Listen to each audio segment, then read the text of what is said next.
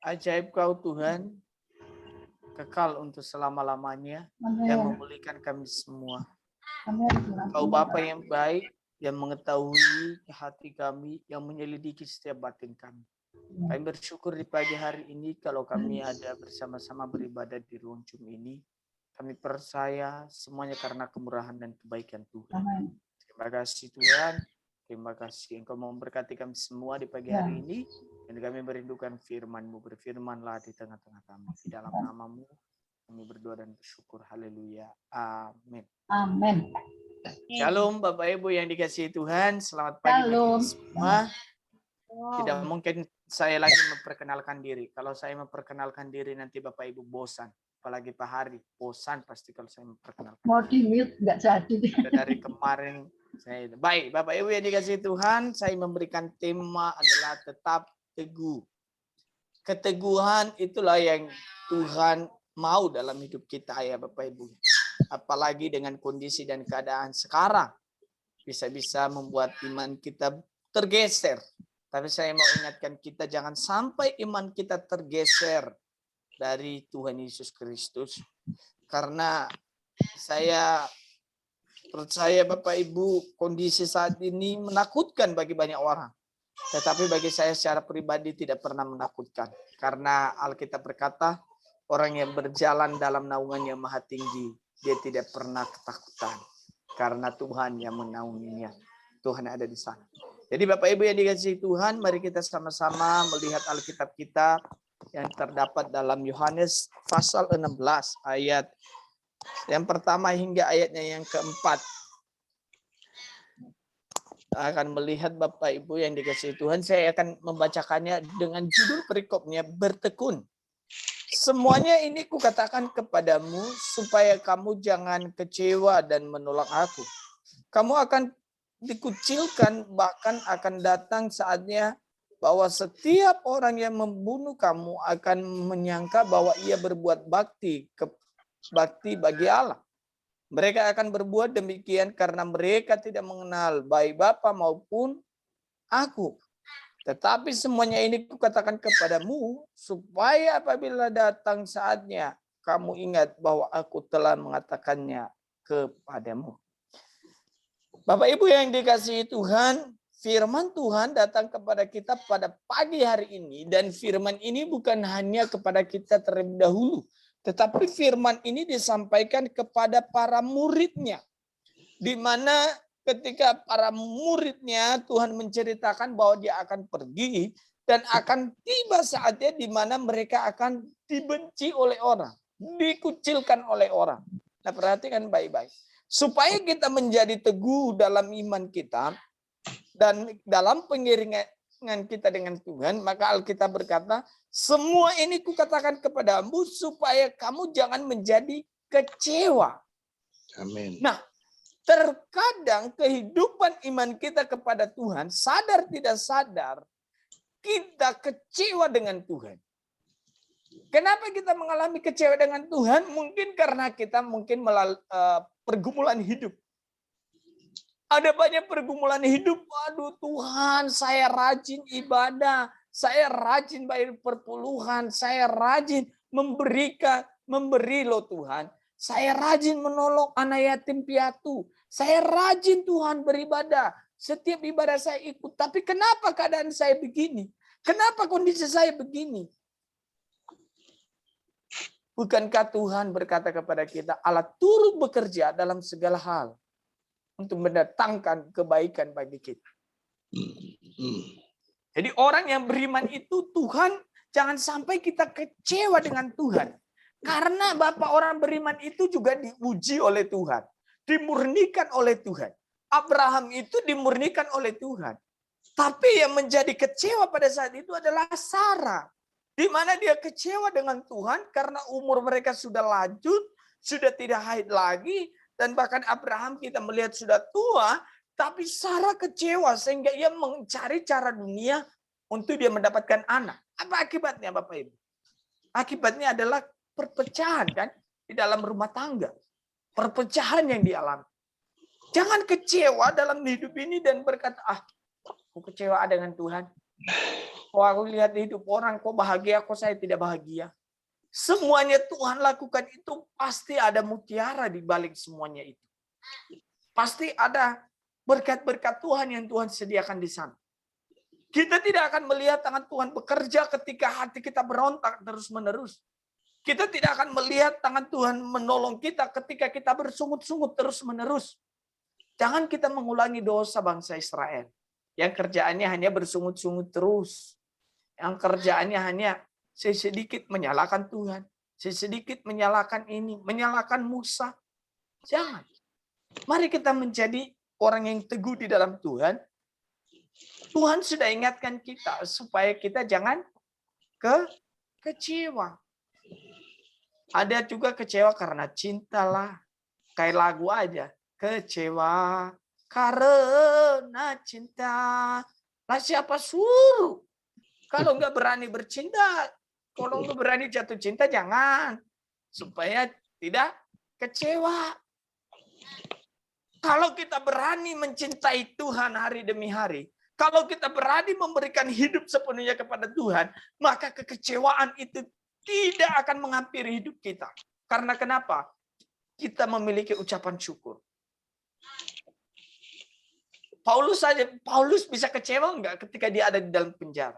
Paulus bisa kecewa, Bapak. Kok saya beritakan Injil? Kok kaki saya dibelenggung? Kok saya beritakan Injil? Kok saya mau dibunuh? Kok saya mau dirajam batu? Kok saya tidak dihargai? Tapi Paulus ketika kita melihat surat-suratnya, kita melihat kisah para rasul itu ketika dia di dalam penjara, dia tidak kecewa. Dia malahan mengungkapkan ucapan syukurnya kepada Tuhan. Mujizat itu terkadang lahir di saat-saat kita sudah tidak mampu. Di saat kita sudah, udah Tuhan, udah nggak mampu lagi. Paulus ketika dia di dalam penjara, kalau dia kecewa dengan Tuhan, dia tidak akan melihat tembok penjara itu bisa roboh. Dia tidak akan melihat kepala penjara itu menerima Tuhan.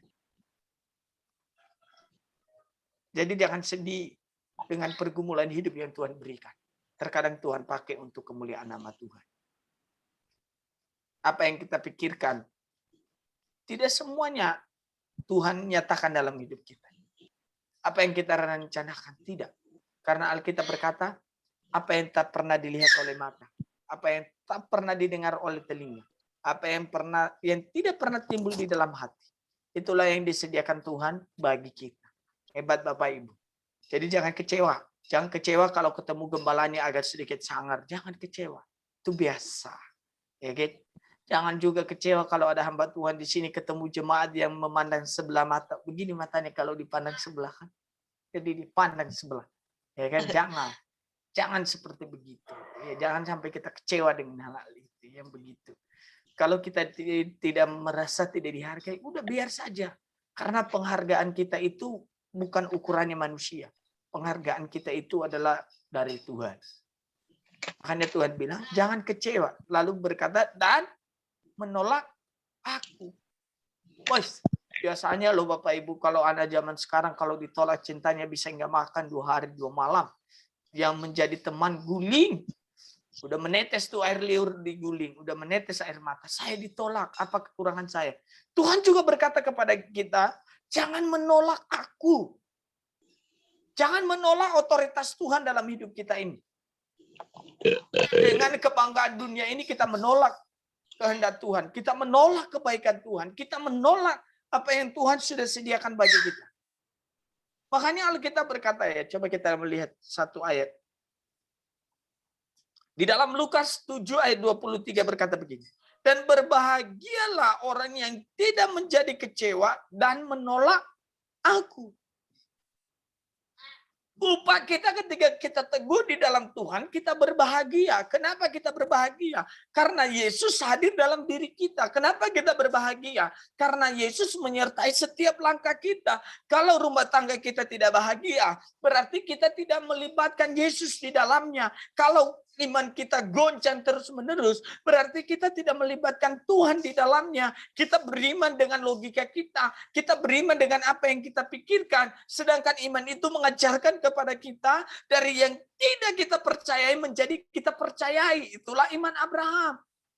Dia mungkin belum melihat tanah di mana dia pergi, tetapi Abraham meyakini bahwa di sana Tuhan menyediakan susu dan madu. Di sana Tuhan menyediakan berkat. Jangan kecewa, jangan tolak Tuhan. Hanya gara-gara banyak juga anak-anak muda sekarang menolak Tuhan hanya gara-gara mobil Fortuner, hanya gara-gara ganteng dan cantik. Emang orang-orang Kristen tidak ada yang ganteng yang cantik. Orang Kristen aja yang sama-sama mempunyai keyakinan di dalam Tuhan masih cecok kok sama istri, sama suami. Benar ya? Atau tidak ada yang cecok sama suami istri? Baru kalau kita nyanyi di gereja sih terkadang kita itu banyak pura-puranya juga. Mohon maaf kalau saya menyinggung. Mohon maaf terkadang kita pura-pura di gereja. Bagaimana aku harus mengatakannya, refnya lagi. Ku kasihi kau dengan kasih Tuhan. Kasih Tuhan kok berantem? Sering ngoceh-ngoceh, nggak jelas. Ya kan? Kulihat di wajahmu kemuliaan Tuhan. Itu kemuliaan Tuhan yang kita lihat atau kemuliaan siapa? Kalau kemuliaan Tuhan kan harus terpancar dalam diri kita dan melahirkan damai sejahtera. Karena kalau kita lihat sekalipun istri kita lagi ngiler, kita melihat di mukanya ada kemuliaan Tuhan, ya kita is okay kan? Kita lihat muka suami, kita lihat, ada kemuliaan Tuhan, kita bangun. Suamiku lihat mukanya ada kemuliaan Tuhan.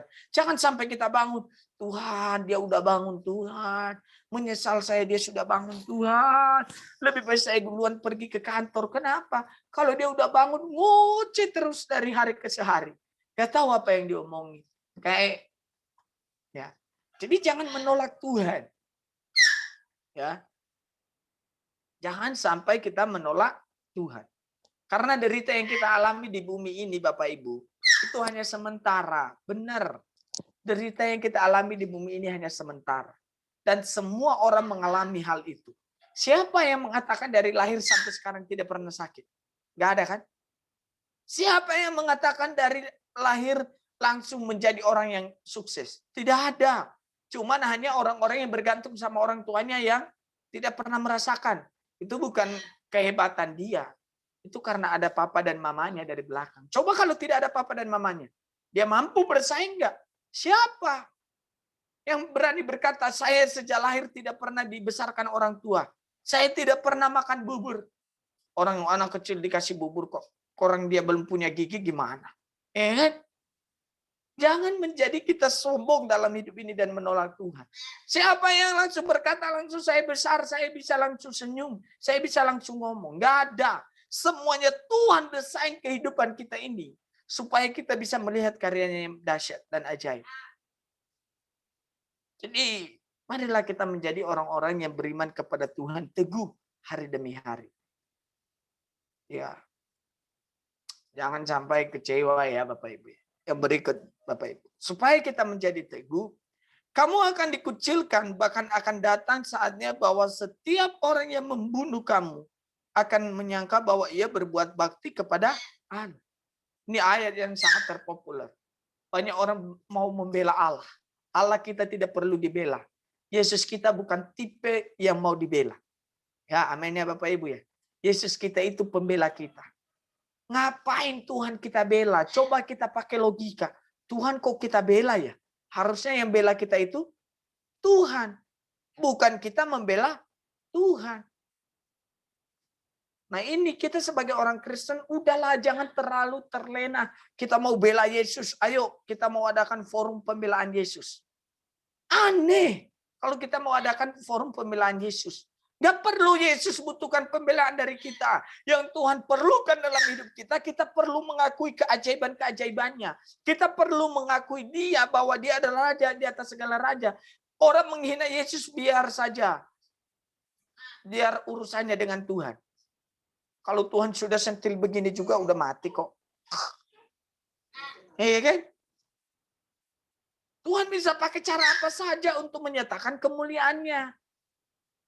Ini orang-orang bodoh kalau selalu membela, aku mau berbakti kepada Allah, tapi cara baktinya susah. Menghina orang, mengucilkan orang. Itu bukan orang yang teguh. Kalau kita orang beriman, kita menunjukkan kasih. Ya kan, kata Allah kita begitu kan. Kalau kita ketemu orang berdosa, bukan kita menghakimi, tapi kita memberikan solusi. Jangan polusi yang kita berikan. Nah, polusi ya Bapak Ibu ya. Terkadang kita ketemu orang berdosa bukan memberikan solusi, tapi memberikan polusi. Memberikan racun. Polusi itu kan racun ya. Ya Bapak Ibu ya. Kita racuni, iya ya. Suamimu kayaknya selingkuh itu.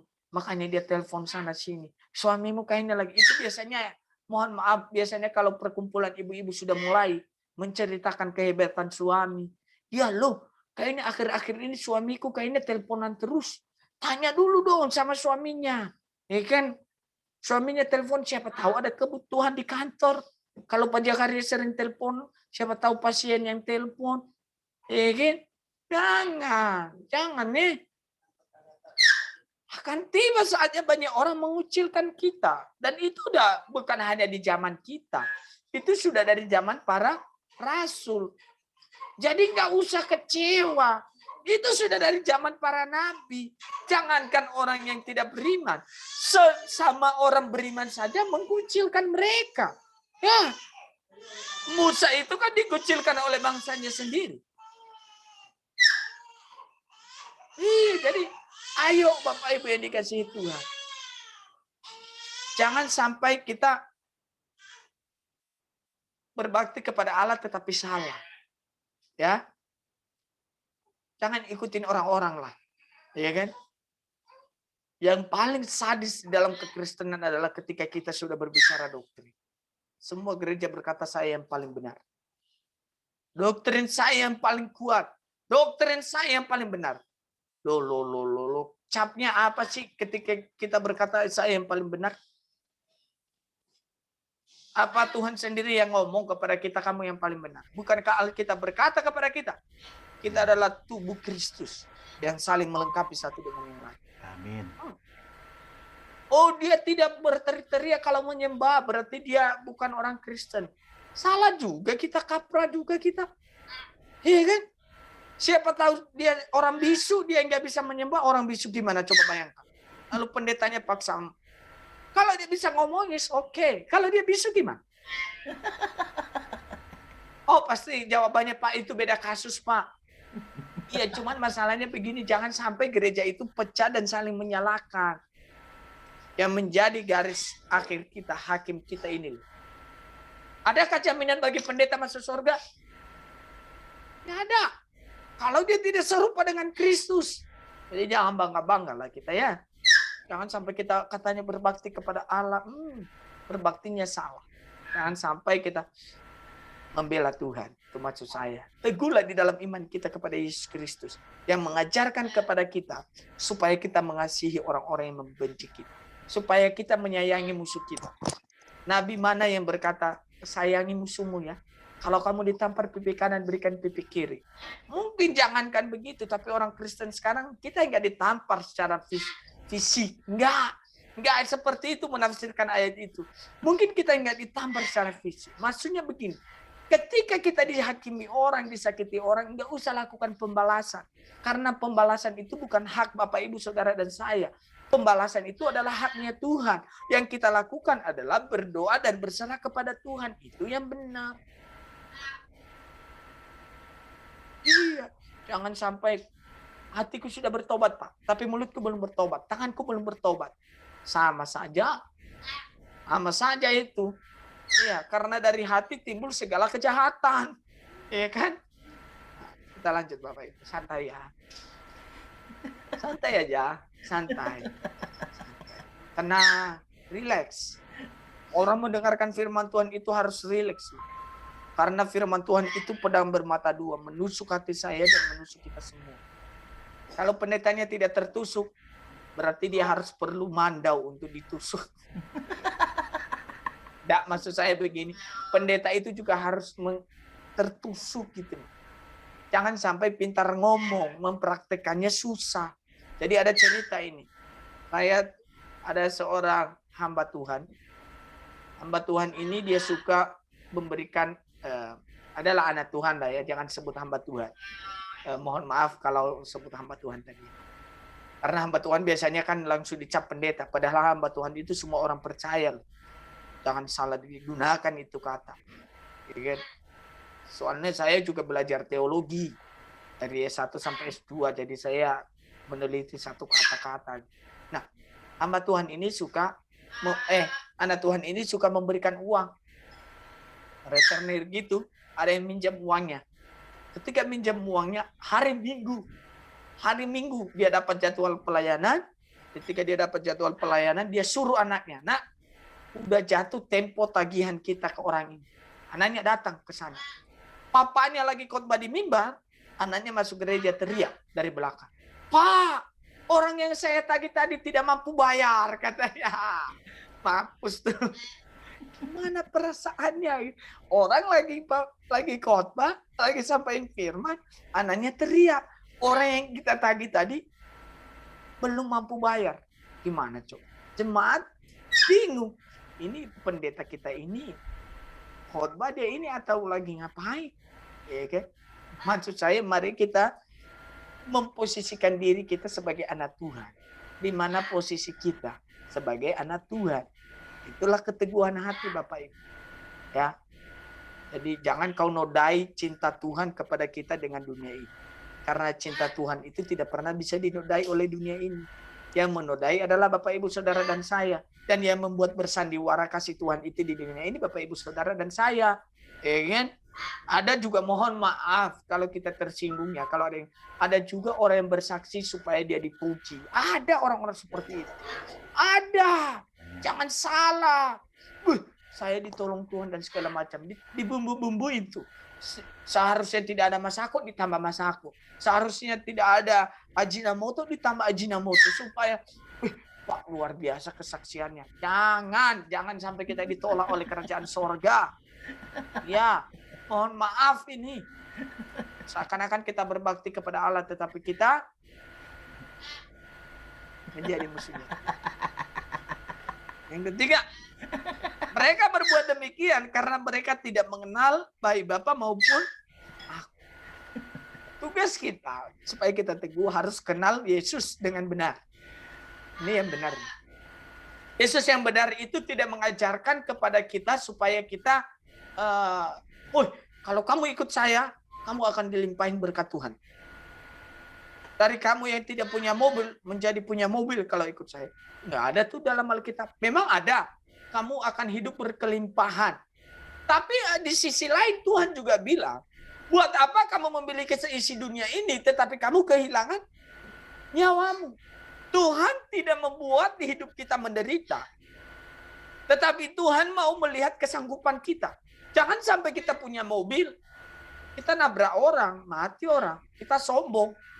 Udah tahu ada air udah tahu ada anak Tuhan bahwa di jalanan itu kalau hujan ada genangan air.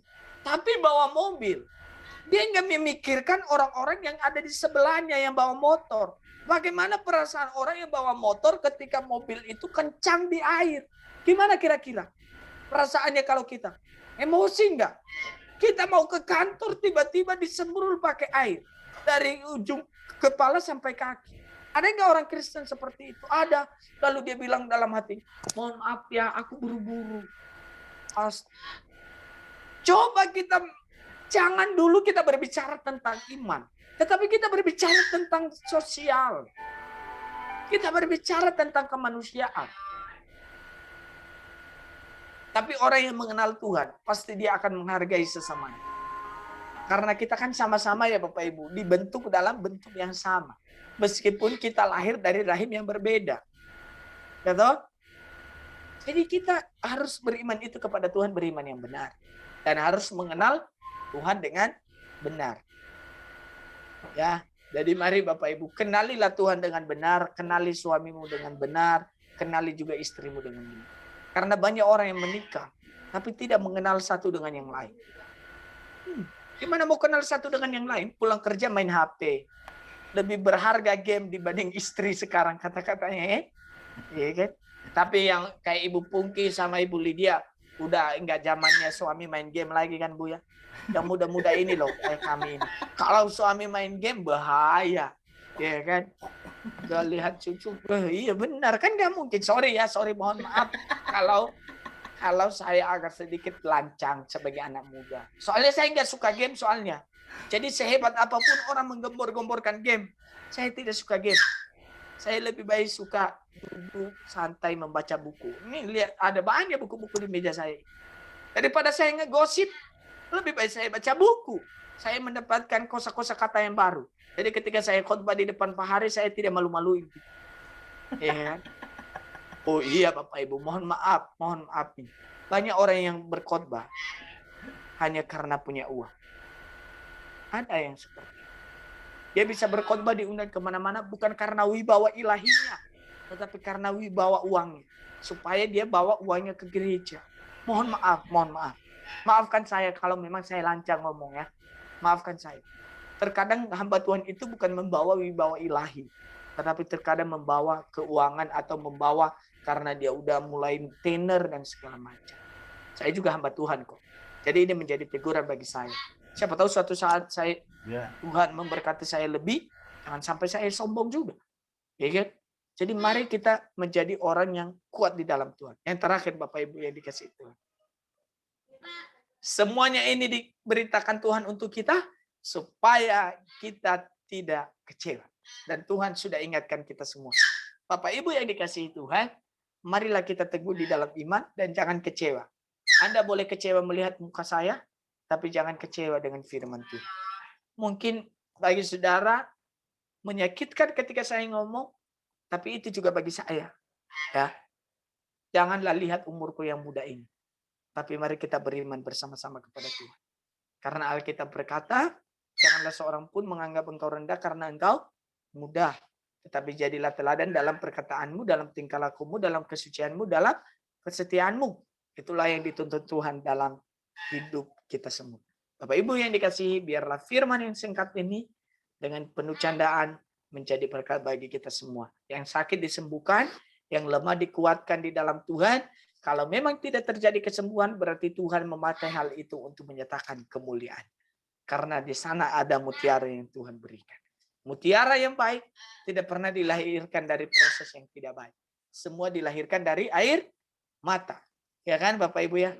Air mata itu Tuhan tampung di kilbatnya. Supaya dia ingat, oh iya ada Ibu Lydia yang sedang berdoa. Saya memberikan penghiburan. Ada Ibu Pungki yang sedang membutuhkan pertolongan. Saya memberikan pertolongan. Dan kita semua yang ada di dalam ruang jemaat. Kiranya damai sejahtera Kristus menyertai kita semua. Amin. Mari kita berdoa.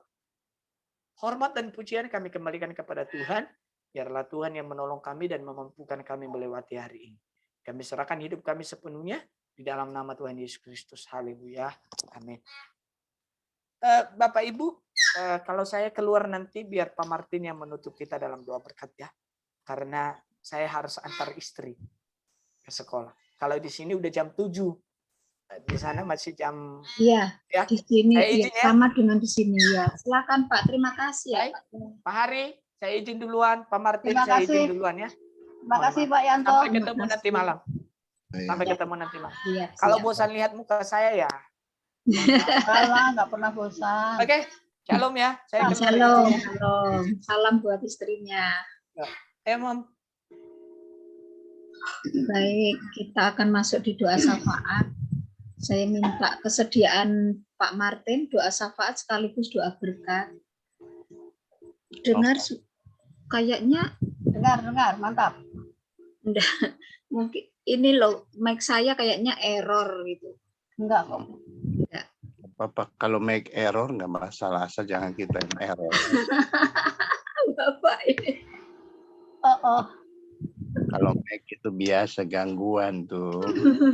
Kalau kita enggak, Tuhan pasti tolong. Amin. Iya. Kita doa syafaat, kita doa untuk setiap anggota JUM yang dalam pergumulan saat ini hadir dan juga yang tidak hadir seperti Pak Liman ada sakit Omikron Pak Tommy dengan setiap pergumulannya. Ibu Ana dan anaknya juga terpapar Omikron. Anaknya namanya Angel. Terus kita juga berdoa untuk para hamba-hamba Tuhan yang terpapar Omikron dan tidak mendapatkan rumah sakit. Obat-obat juga mulai langka.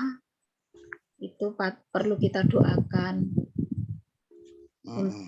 Kita berdoa untuk hamba-hamba Tuhan yang melayani dimanapun mereka berada, terutama di pedalaman, Pak. Visi misi mereka. Saat ini yang terparah, yang terpapar Omikron itu Surabaya dan Jakarta ya. Di sini lingkungan saya banyak terkapar. Iya, iya. Baik, kita itu saja, Pak. Kemudian langsung doa berkat. Iya. Satu pujian